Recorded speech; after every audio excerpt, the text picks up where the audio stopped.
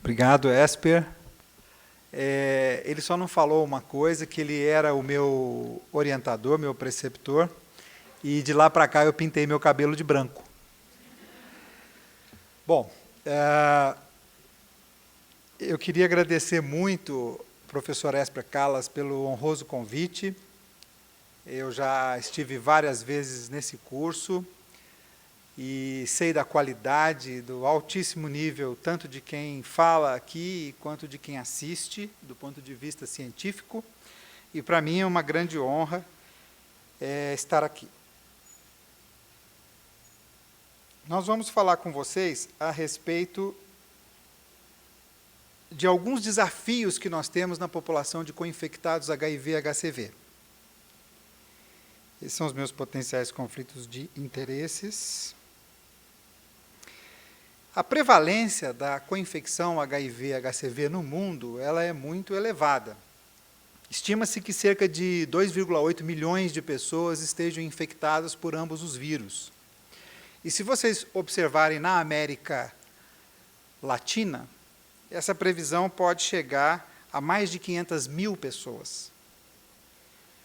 No Brasil, a prevalência varia conforme a população e a região onde se estuda. Se nós tivermos, por exemplo, uma inserção de avaliação epidemiológica entre pacientes ex-usuários de droga ilícita, nós podemos ter prevalências que podem chegar a 80% ou mais de 80%. Na população HIV em geral, no Brasil, as prevalências publicadas elas giram em torno de 16% a 50%. No nosso serviço, 17,5%. Se nós arredondarmos essa prevalência para 20%, e nós tivermos uma perspectiva de mais ou menos 700 mil infectados pelo HIV no Brasil, isso significa que nós temos em torno de 140 a 150 mil pacientes co-infectados HIV e HCV. É uma grande população que precisa ser olhada com muito cuidado. Nessa grande coorte europeia, por exemplo, fica muito claro que os casos de morte relacionados a doenças do fígado estão intrinsecamente ligadas à infecção pelo HCV, naturalmente infecção virêmica, infecção crônica. Mais do que isso, quando nós analisamos essa coorte ao longo dos anos, estratificando por níveis de CD4 no início da avaliação e avaliando as prevalências de fibrose hepática, o que nós podemos observar é que quanto mais baixo o número de células CD4, maior vai ser a gravidade da fibrose hepática, maior vai ser o número de casos com fibrose hepática avançada ou com cirrose relacionada ao vírus da hepatite C. A patogênese do porquê na co-infecção ocorre tamanho estrago no fígado, ela é muito intrincada e tem muitas lacunas ainda a serem respondidas. Quiçá vocês aqui, muitos de vocês, possam desenvolver questões científicas e responder hipóteses que podem ajudar no caminho dessa solução. Mas fica claro que existem dois polos que trabalham juntos na patogênese da co-infecção HIV-HCV, na geração de uma fibrose hepática acelerada. Por um lado, nós temos a deficiência imunológica, que naturalmente vai aumentar a possibilidade de replicação do HIV, e nós sabemos que as cargas virais de HCV são mais elevadas na população que tem HIV, o aumento da chance de apoptose dos hepatócitos, e, com isto, muito mais lesão, regeneração, muito mais atividade inflamatória e muito mais progressão de fibrose até cirrose hepática.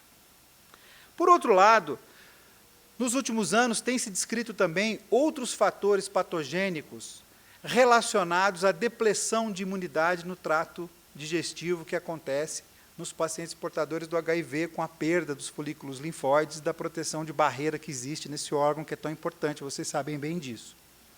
Isso promove uma facilitação da translocação de bactérias da luz intestinal para o sistema porta, favorecendo a uma inflamação excessiva e crônica no espaço porta hepático, que é onde começa a lesão inflamatória na hepatite C. Então, talvez não só a melhora imunológica, mas alguma ação relacionada a essa translocação bacteriana possa também ajudar a reduzir essa progressão de doença nesses pacientes.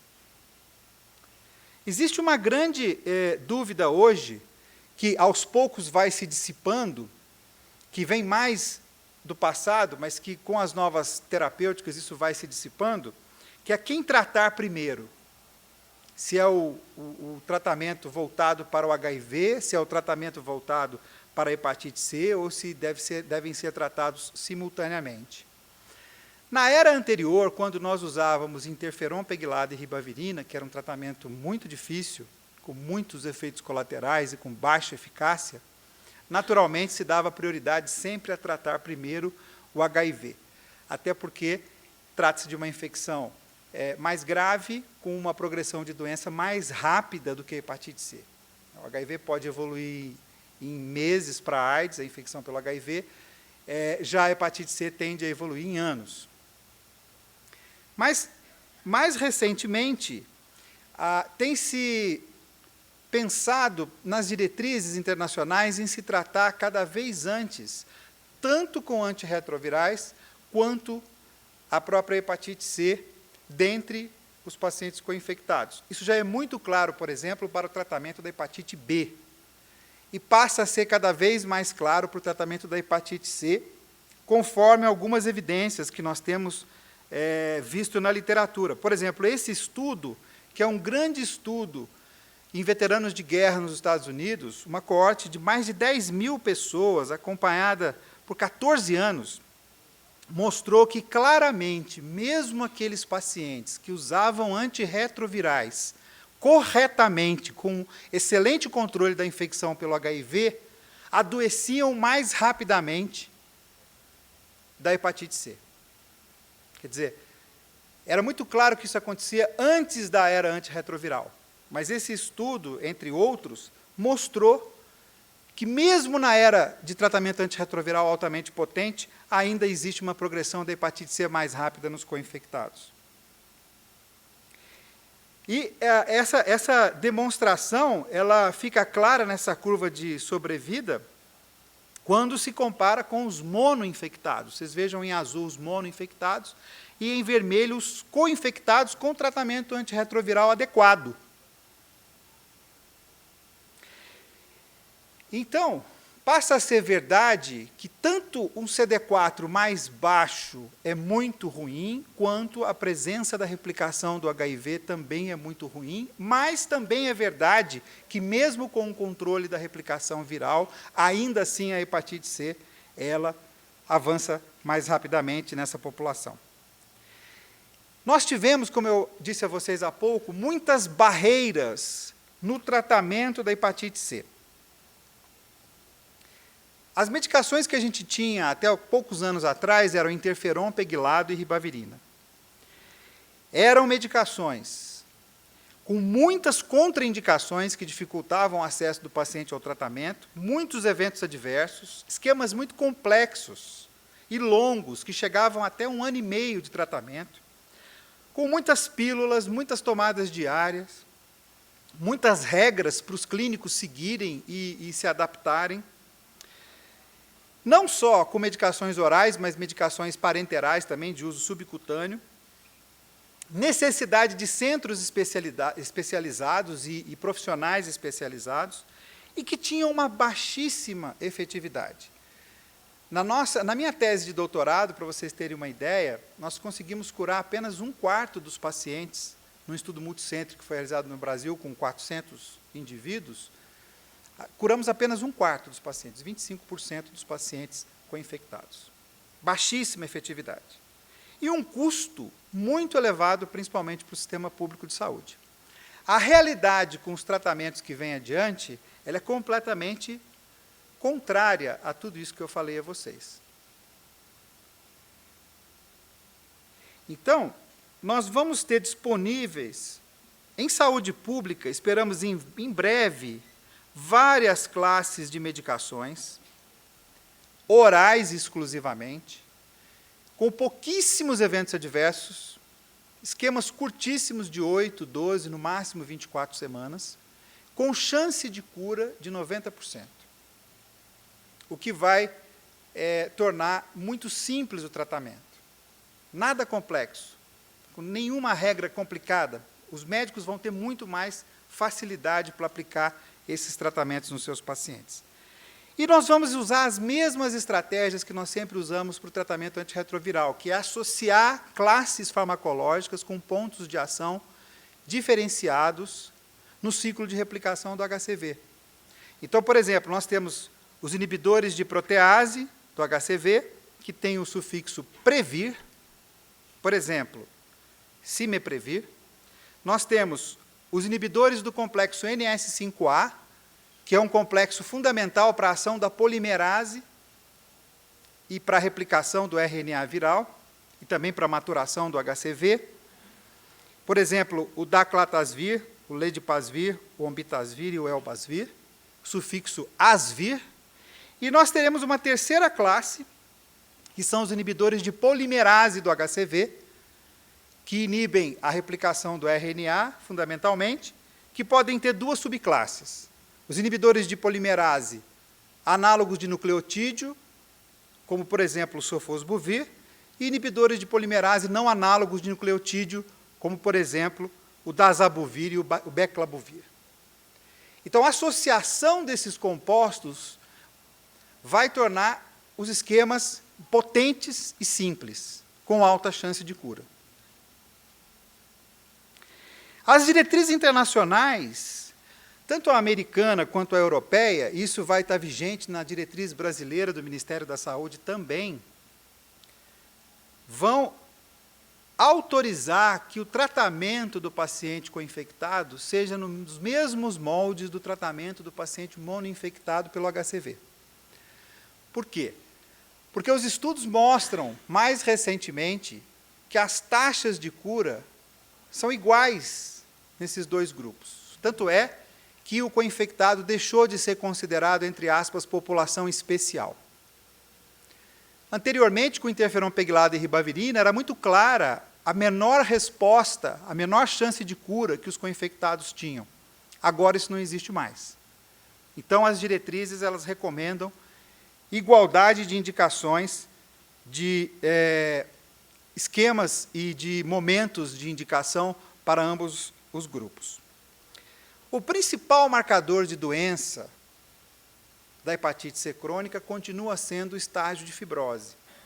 A fibrose hepática pode ser discreta, se ela for 1, ela pode ser clinicamente significante, se ela for 2, ela pode ser já uma situação de fibrose avançada ou pré-cirrose, se ela for 3, e ela pode ser a cirrose hepática, se for 4. Então, por esse diagrama, como sugere a diretriz do EACTS, vocês podem observar que o tratamento deve ser discutido para todos os pacientes, mas ele deve ser priorizado para os pacientes que têm F2, F3 e F4. Por sorte, como nós sabemos que a população co-infectada tem uma progressão pior de fibrose, conforme eu já lhes mostrei há pouco, a nossa diretriz brasileira deve autorizar o tratamento de todos os pacientes co-infectados HCV-HIV, mesmo que eles sejam fibrose zero. E isso é muito importante. Ao longo do tempo, então, os esquemas estão se tornando cada vez mais efetivos, cada vez mais exitosos em levar a cura para os pacientes co-infectados, até chegar ao ponto de termos um esquema de pílula única, com alta chance, vocês vejam, 96% de chance de cura. Aqui são trabalhos todos em populações de pacientes co-infectados ao longo do tempo.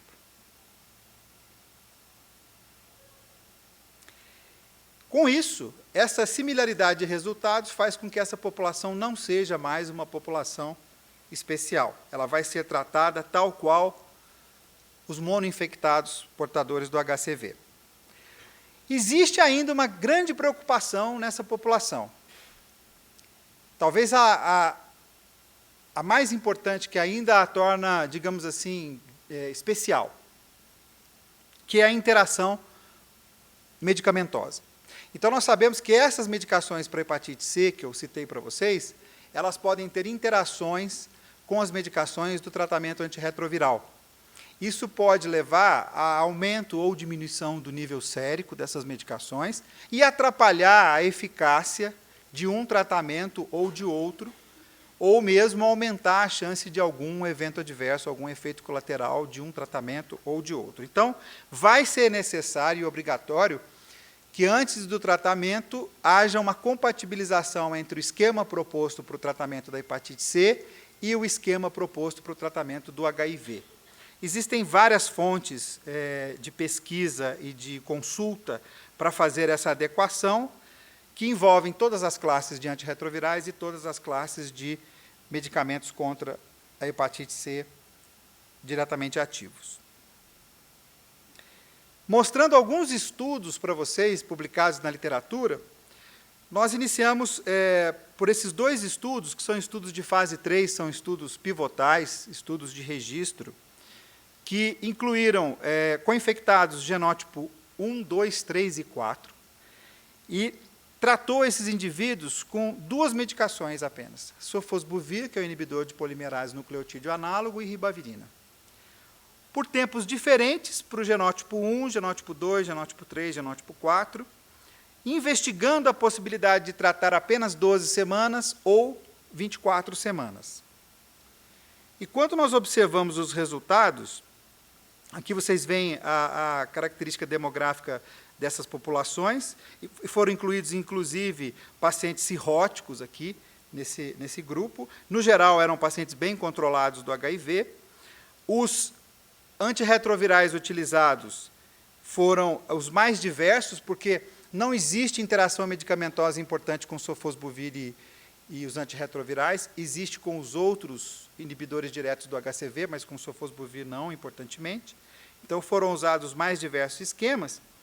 E, como vocês podem ver, os resultados foram excelentes. Partimos de um passado de 25% de cura para um presente com apenas 2 medicações de mais de 80% de cura em vários genótipos.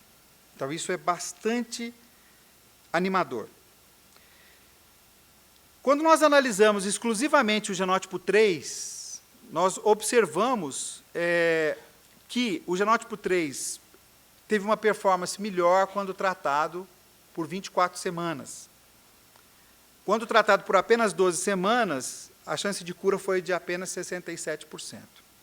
Então, nós sabemos que, ao contrário do passado, onde o genótipo 1 era o grande problema, no presente, o genótipo 1 está muito bem contemplado pelos novos esquemas, mas o genótipo 3, ele representa hoje um grande desafio. Ele passou a ser o nosso maior problema do ponto de vista de chance de cura. Outro estudo de fase 3, que foi mostrado recentemente no CROI, também exclusivo em co-infectados, que estudou a associação coformulada em pílula única de sofosbuvir e ledipasvir. Então, um inibidor de polimerase nucleotídeo análogo mais um inibidor de complexo NS5A, uma pílula só. Por 12 semanas em pacientes co-infectados, incluindo cirróticos, e vocês vejam que é muito animadora a chance de cura, acima de 90%, em torno de 95%. Então, são estudos realmente muito interessantes, e quando a gente olha a vida real, então, aqui não são estudos de registro, não são estudos randomizados, são estudos observacionais, de vida real, de prática clínica, no dia a dia. Nós podemos ver que continua sendo muito bom o resultado das associações, por exemplo, sofosbuvir, interferon pegilado e ribavirina, ou sofosbuvir e daclatasvir, que também é um outro inibidor do complexo NS5A, ou até de sofosbuvir e simeprevir, que é um inibidor de protease do HCV. Então, as chances de cura são muito boas, muito melhores do que as que a gente tinha no passado. Outras associações também já estão aprovadas.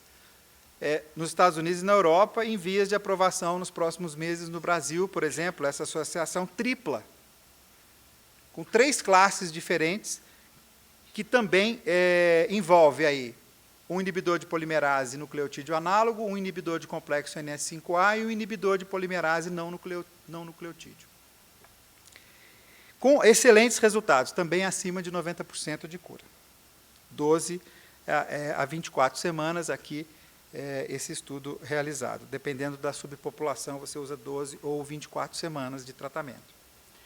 Esse outro estudo de fase 3 também, estudo pivotal, estudo de registro, foi mostrado também no CROI agora, recentemente, associou sofosbuvir e daclatasvir, foram estudados pacientes virgens de tratamento, onde se propôs 12 semanas versus 8 semanas, e pacientes previamente falhados ao tratamento para hepatite C, 12 semanas. Foram incluídos pacientes cirróticos, inclusive, vocês podem ver aqui as características demográficas. E,